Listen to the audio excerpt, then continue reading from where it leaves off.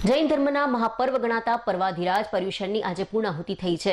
પર્યુષણના અંતિમ દિવસે જૈન લોકો સંવત્સરીના નામથી ઓળખે છે। આ દિવસ જૈન લોકો માટે ખૂબ જ મહત્વનો દિવસ છે। આ દિવસે વિવિધ જૈન મંદિરોમાં જૈન સાધુ મહંતો દ્વારા લોકોને 12 સૂત્ર નામક ગ્રંથનું વચનામૃત આપે છે।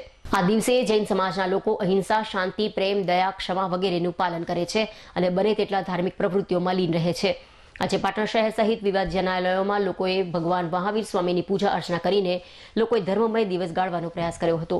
જ્યારે નગીનભાઈ પૌષદ શાળા અને સાગર ઉપાશ્રય સહિત ત્રિસ્તુતિક જૈન મહાસંઘમાં મુનિ ભગવંતોએ પર્યુષણ પર્વમાં તપ અઠ્ઠઈ કરનાર શ્રાવક શ્રાવિકાઓને વ્રત તપ છોડાવ્યા હતા અને જાણે અજાણે કોઈને લાગણી દુભાઈ હોય તો મિચ્છામી દુક્કડમ પાઠવ્યા હતા।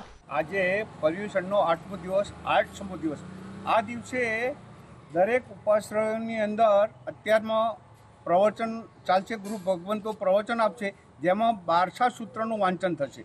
સાહેબ, આ 12 સૂત્રનું વાંચન એવું છે ને કે 8 દિવસનો સાર આમાં આવી જાય અને આ સૂત્ર 21 વાર જે કન્ટિન્યુ સાંભળે તેમનો મોક્ષ નિશ્ચિત છે એવું શાસ્ત્રોમાં વર્ણન છે।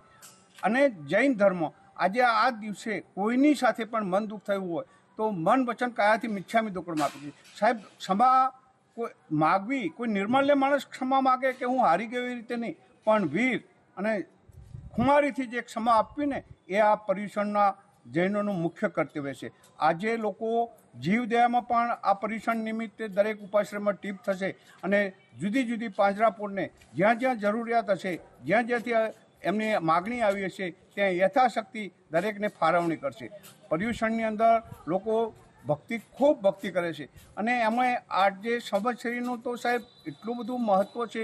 છેલ્લા દિવસે આજે ઉપવાસ પણ લોકો જે ન કરી શક્યા હોય આજે ઉપવાસ કરે, યથાશક્તિ ભક્તિ કરે અને ભગવાનનું કીર્તન કરે। આજે લગભગ જે પર્યુષણ અમારું ચાલશે ને એ લગભગ 3 કલાક ચાલશે અને એની અંદર ક્ષમા, છેલ્લે ક્ષમા અને સાહેબ ક્ષમા માગવાની ને સકલ સંઘની એની પણ બોલી બોલાય અને બહુ સારી બોલી બોલીને લોકો પોતાની કે દરેકને હું ક્ષમા માગું છું। સાહેબ, આ જૈન ધર્મનું મહત્ત્વ છે।